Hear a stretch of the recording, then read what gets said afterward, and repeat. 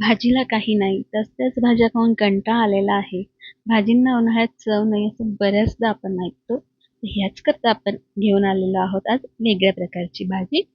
High, hello, Namaste. From Indian किचनमध्ये आपलं मनापासून स्वागत. तर आज आपण बघणार आहोत पापडाची भाजी, उडदाच्या पापडाची भाजी. ही राजस्थान स्पेशल अशी ही भाजी आहे. अगदी सहज आणि पटकन होणारी, चवीला अतिशय भन्नाट लागणारी अशी ही भाजी. तर याकरता आपण इथे उडदाचे पापड घेतलेले आहे आणि ते आपण तव्यावर या पद्धतीने भाजून घेणार आहोत. तुम्हाला असं न भाजता सरळ आपण जसं फ्लेमवर भाजतो आपण कायम पापड तसा भाजून घ्यायचा असेल तरी देखील चालेल आणि या पद्धतीने भाजला तरीही चालेल.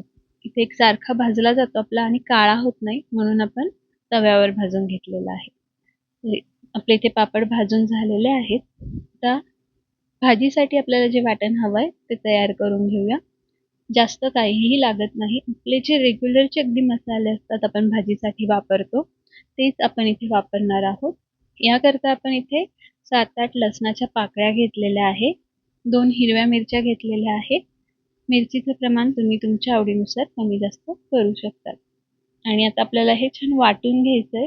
बारीक करून घेणार आहोत आपण याला. मिक्सरला केलं तरी देखील चालेल.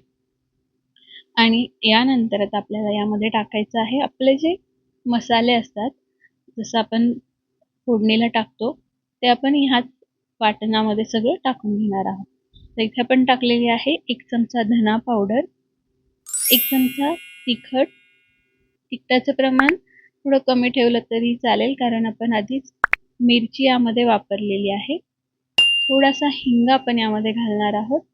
फिरवून घेऊया आणि थोडंसं जिरं आपल्याला यामध्ये टाकायचं आहे.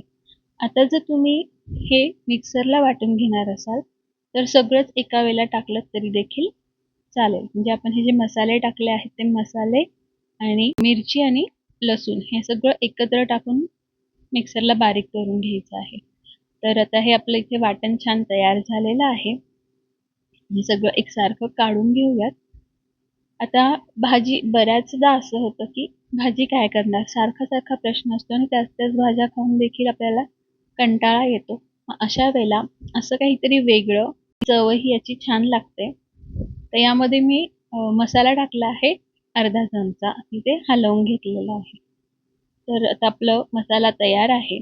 आपले पापड भाजून तयार आहेत आणि आता कढई आपण गरम करायला ठेवूया. ह्याला तुपाची फोडणी दिली जाते. तुम्हाला जर तूप आवडत नसेल तुम्ही तेलाची फोडणी दिली तरी देखील चालेल. तर यामध्ये 1 मोठा चमचा तूप टाकलेला आहे आणि आपण जो मसाला वाटून घेतला होता तो आपण यामध्ये टाकलेला आहे. थोडंसं हिंग आणि थोडंसं अगदी जिरं आपण यामध्ये टाकलंय. जिरं आपण अगोदरही टाकलेलं आहे त्यामुळे अगदी अर्धा चमचा टाकला तरी चालेल आणि हळद टाकलेली आहे अर्धा चमचा. हे सगळं आपण व्यवस्थित हलवून घेणार आहोत आणि तेलावर याला परतवून घेणार आहोत. थोडंसं तेल सुटोपर्यंत आपण याला परतवणार आहोत. छान व्यवस्थित शिजलं गेलं पाहिजे. लसूण आणि ते मसाले भाजले गेले पाहिजे इतपत. आणि आता आपण इथे घेतलेलं आहे दही. इथेही मी भाजी 2 व्यक्तींसाठी करते आहे. त्याकरता मी इथे अर्धा कप म्हणजे अर्धा वाटी दही घेतलेलं आहे. ते एकसारखं फेटून घेतलेलं आहे. या मापाने एकसारखं केल्यानंतर ते अर्धा कप दही भरलेलं आहे. घट्ट दही घ्यायचं नाहीये. तर ह्याला आपण फोडणीमध्ये टाकून घेतलेलं आहे आणि अगदी मंद आचेवर आपण याला व्यवस्थित शिजवून घेणार आहोत तोपर्यंत, जोपर्यंत याला तेल आणि मसाले छान सुटत नाहीत तोपर्यंत. लक्षात ठेवायचं आहे गॅसची फ्लेम आपल्याला मोठी करायची नाही, नाहीतर दही फाटू शकतं. अगदी मंद आचेवर आपण याला उकळवून घेणार आहोत.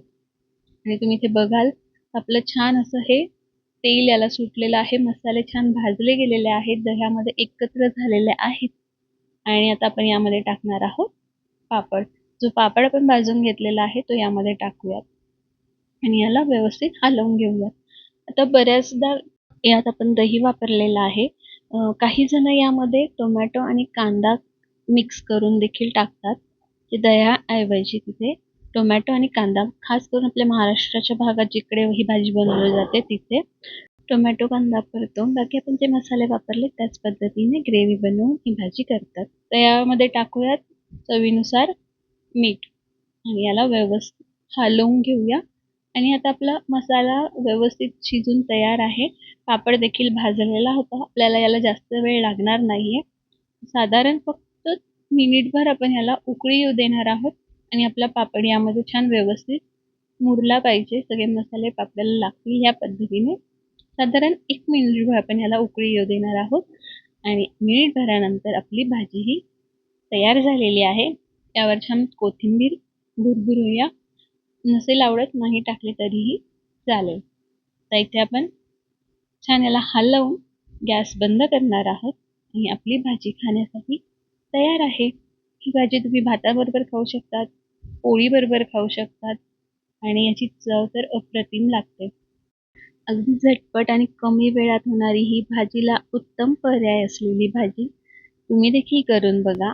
आवडली तर लाईक करा, शेअर करा. चॅनलवर नवीन असाल तर सबस्क्राईब करायला विसरू नका. शेजारील बेल आयकॉनवर क्लिक करा म्हणजे येणाऱ्या प्रत्येक नवीन व्हिडिओचं नोटिफिकेशन तुम्हाला मिळत राहील. भेटूया पुढच्या व्हिडिओत. तोपर्यंत नमस्ते.